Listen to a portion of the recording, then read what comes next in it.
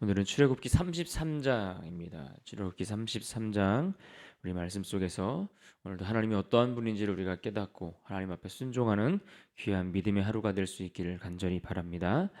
우리가 어제 보신 것처럼 이스라엘이 금송아지 우상의 형상을 만들어 그것에게 절하고 그것을 섬기는 그러한 기가 막힌 일을 벌인 장면들을 우리가 보았습니다. 하나님은 이스라엘을 어떻게 인도하셨습니까? 애굽에서 10가지 재앙을 내려주시면서 그것들이 이스라엘 백성들에게는 미치지 않도록 특별한 은총을 그들 가운데 허락하시고 그 은총을 입히셔서 그 재앙 가운데에서도 그들을 보호해 주셔서 그들이 살 수 있었습니다. 하나님은 그렇게 그들을 알뜰하게 주의 품으로 품으셔서 그렇게 여기까지 인도해 주셨고, 바로 이 시내산에서 하나님은 그들과 그들이 하나님의 백성이 되도록, 그들이 하나님의 자녀가 되도록 언약을 맺어 주셨습니다. 그런데 이스라엘은 하나님을 기다리지 못하고 인내하지 못하는 겁니다. 하나님의 시간을 기다리지 못하고 참아내지 못하고 모세가 더디옴을 보고 그들은 결국 우상의 형상을 만들어 이것이 하나님, 이것이 하나 그들을 인도한 신이다라고 이야기를 하며 그 허망한 것들 앞에 절하고 그들이 인도하였다라고, 그것이 인도하였다라고 그들은 기가 막히게 떠드는 그러한 배교의 행위를 벌였던 것입니다.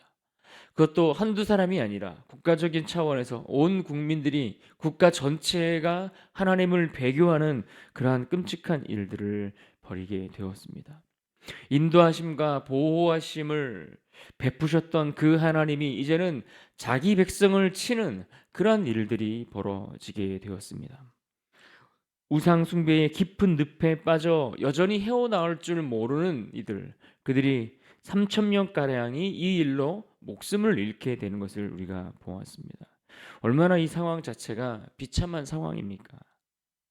이런 비참한 상황 앞에서 자신의 이름을 걸고 하나님 앞에 나를 생명책에서 내 이름을 제하시더라도 이 이스라엘 백성들 저들을 불쌍히 여기고 구원해 달라고 자신의 어떤 목숨을 걸고 기도했던 이 모세의 기도로 말미암아 그 사건이 일단락 되는 듯 보였습니다. 그래서 오늘 본문 1절에 이렇게 시작합니다. 1절을 봅니다.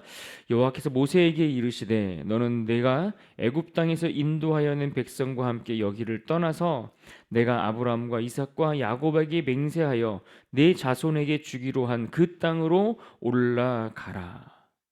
지금 모세가 기도했던 것처럼, 모세가 하나님이 약속하셨던 그 언약을 붙들고 처음에 기도하였던 것처럼 하나님이 다시 내가 너에게 약속한 땅으로 너희들이 올라가라 이렇게 말씀하고 계시는 겁니다. 약속하신 말씀을 잊지 않으시고 약속한 땅으로 너희를 올려보내겠다라고 말씀하십니다. 그래서 2절도 봅니다. 내가 사자를 너보다 앞서 보내요 가나안 사람과 아모리 사람과 헷 사람과 브리스 사람과 히위 사람과 여부스 사람을 쫓아내고, 그러니까 이스라엘을 지금 약속의 땅으로 올려보내시겠다라고 말씀하시는데 그 일을 위해 너보다 사자를 앞서 보내겠다라고 말씀하셨습니다. 이 사자를 너보다 앞서 보내요 그 땅의 거민들까지 내가 다 쫓아내시겠다라고 말씀하고 계시는 겁니다. 그러니까 하나님이 그들에게 약속하신 대로 내가 너희를 인도할게라고 다시 한번 말씀해 주고 있습니다. 그런데 문제는 3절입니다. 3절에서 하나님은 이렇게 말씀하십니다. 너희를 적과 꿀이 흐르는 땅에 이르게 하려니와 나는 너희와 함께 올라가지 아니하리니 너희는 목이 곧은 백성인즉 내가 이 길에서 너희를 진멸할까 염려함이니라 하시니. 하나님이 지금 이스라엘 백성들에게 뭐라고 말씀하십니까? 내가 너희보다 앞서 내 사자를 보내어 그 땅의 거민들도 쫓아내겠다.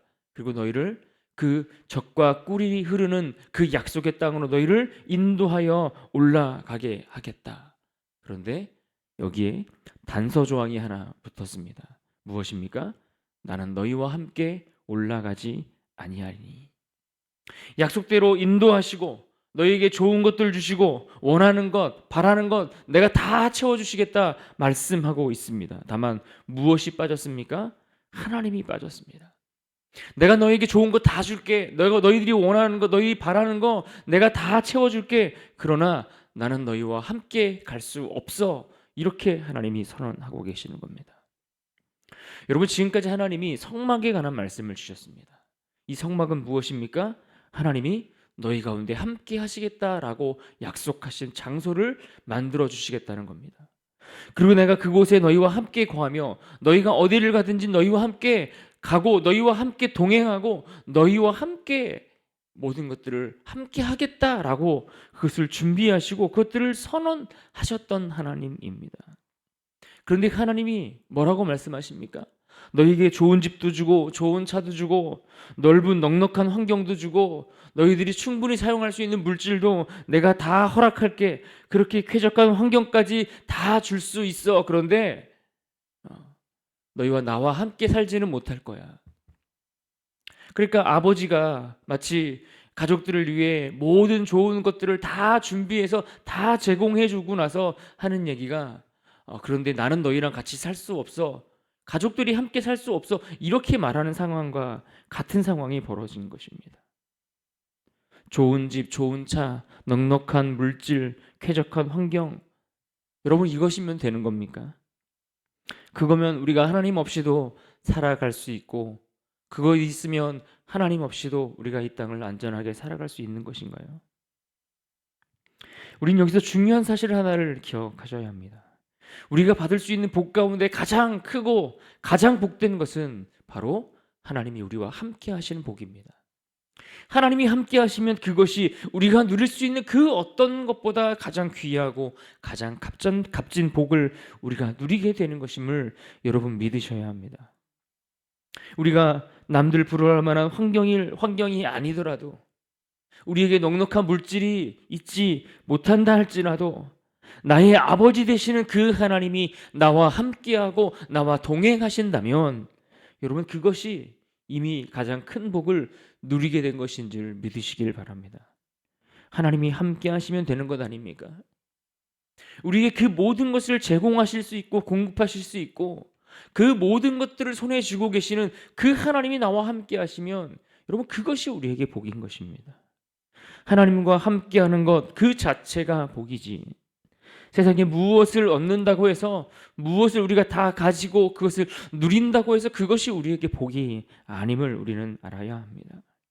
우리의 모든 것 되시는 우리의 전부 되시는 그 모든 것들의 주관자가 되시고 그것들을 허락하시기도 하고 때로는 뺏으시기도 하고 우리를 좋은 길로 인도하시기도 하고 우리를 높은 자리에서 낮아짐으로 인도하시기도 하시는 그 하나님, 그 하나님이 함께하는 것, 여러분 이것이 가장 큰 행복이고 이것이 가장 큰 복인 것입니다. 마찬가지로 가장 불행한 일은 무엇이겠습니까?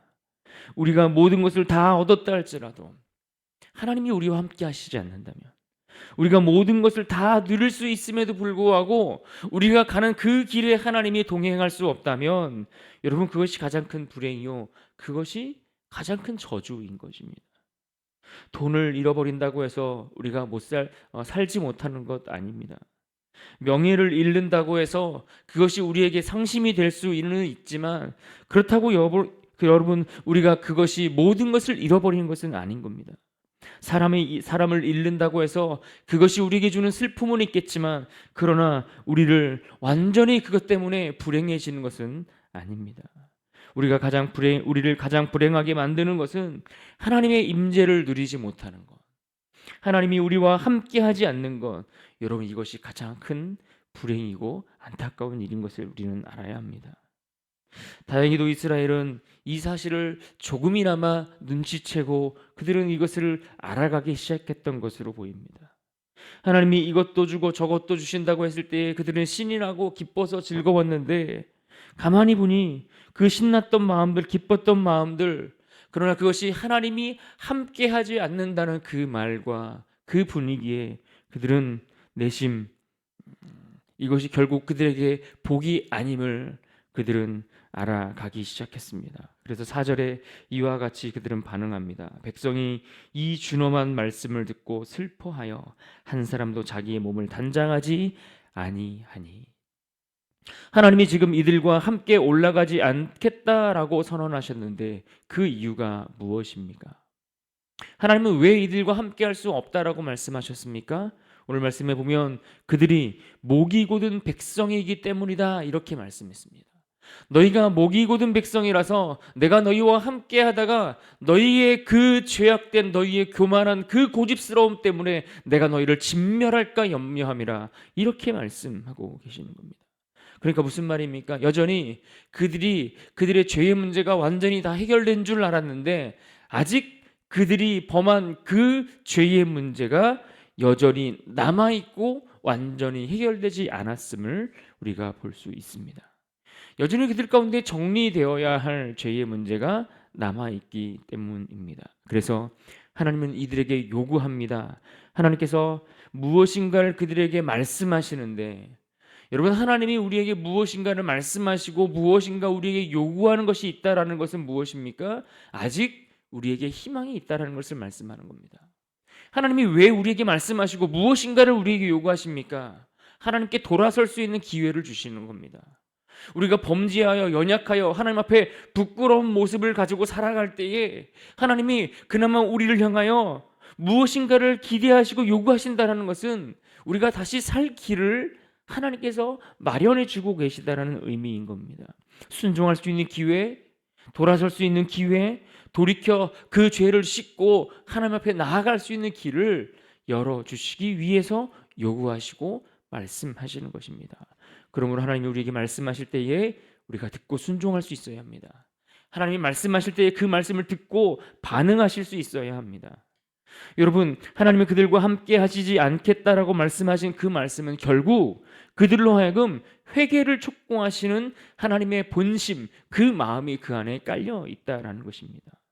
그래서 그들이 결국에는 돌아서서 하나님과 함께하기를 원한다라는 것을 우리는 깨달을 수 있어야 합니다. 우리 5절 말씀을 봅니다. 5절에 이렇게 말씀합니다. 우리 5절 함께 읽어볼까요? 5절입니다. 시작. 여호와께서 모세에게 이르시기를 이스라엘 자손에게 이르라. 너는 목이 곧은 백성인즉 내가 한 순간이라도 너희 가운데에 이르면 너희를 진멸하리니 너희는 장신구를 떼어내라. 그리하면 내가 너희에게 어떻게 할 것인지 정하겠노라 하셨음이라. 하나님은 결국 이들에게 무엇을 요구하셨는가 하니 장신구를 떼어내라 라고 명령하셨습니다. 장신구가 무엇입니까? 장신구는 사람의 몸에 두르고 있는 액세서리 같은 것들입니다. 귀걸이, 팔찌, 발목, 목걸이 뭐 이런 것들, 그러한 몸에 두르고 다니는 액세서리 같은 것들을 가리킵니다. 그런데 왜 이런 장신구들을 떼어내라고 말씀하고 계시는 걸까요? 이런 장신구는 한마디로 우상 숭배와 관련되었던 것들이기 때문에 그렇습니다. 대부분 이것들은 지금 이스라엘이 특별히 몸에 지니고 있는 이것들은 그들이 애굽에서 나올 때에 애굽인들이 가지고 있던 것들을 얻어서 가지고 나온 것들입니다. 그래서 당시에 그들 몸에 두르는 이 장신구들은 대부분 그들이 섬기는 우상과 관련된 것들을, 그런 문양들을 그 장신구에 새겨놓고 그것들을 몸에 치장함으로써 우상을 숭배하는 이들이 몸에 두르고 다녔던 것들이 대부분이었습니다. 그러니까 지금 하나님이 장신구를 떼라고 말씀하시는 것은 철저히 그 우상 숭배와 관련된 그 죄악들을 완전히 끊어내고 단절시킬 것을 명령하고 있는 말씀인 겁니다. 창세기 35장에도 보시면 이와 비슷한 사건이 있습니다. 야곱이 세겜 땅에 머물면서 그 땅의 거민들과 함께 어울려 그 땅 문화에 익숙해지고 그 땅의 거민들과 함께 동화되어 갈 때쯤에 그의 딸 디나가 그 세겜성의 그 추장으로 인해 강간을 당하는 사건이 발생합니다. 그리고 이 일로 인해서 야곱의 아들들이 그 세겜성 주민들을 몰살시키는 아주 끔찍한 살인을 벌이는 그러한 죄를 범하게 됩니다. 그 일로 인해서 이 야곱의 가족은 한순간 그 지역에 있는 거민들로 인해서 보복을 당해서 완전히 진멸당할 위기 가운데 처하게 됩니다. 그런데 이때 하나님이 그 위기의 순간에 야곱에게 찾아오셔서 명령하십니다. 창세기 35장 1절에 이렇게 말씀합니다. 하나님이 야곱에게 이르시되 일어나 베델로 올라가서 거기 거주하며 내가 내 형 에서의 낯을 피하여 도망하던 때에 내게 나타났던 하나님께 거기서 제단을 쌓으라 하신지라.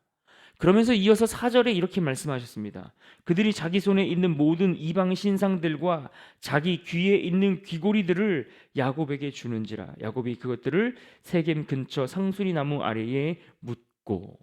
그러니까 하나님의 명령을 따라 그들이 움직이는데 하나님의 말씀을 따라 야곱이 자녀들에게, 가족들에게 요구했습니다. 너희들이 갖고 있는 이방 신상들, 특별히 귀걸이나 목걸이나 너희 몸에 두르고 있는 그 장신구들을 떼어 가지고 오라고 요구했던 것입니다.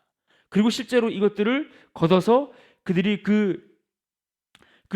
죄의 표상이 되었던 그 이방 신상과 관련되었던 그 장신구들을 다 땅에 묻어 버리고 그렇게 철저하게 죄로부터 그들의 삶을 단절시키고 난 이후에야 비로소 야곱의 가족이 하나님의 보호를 다시 받을 수 있게 되었습니다.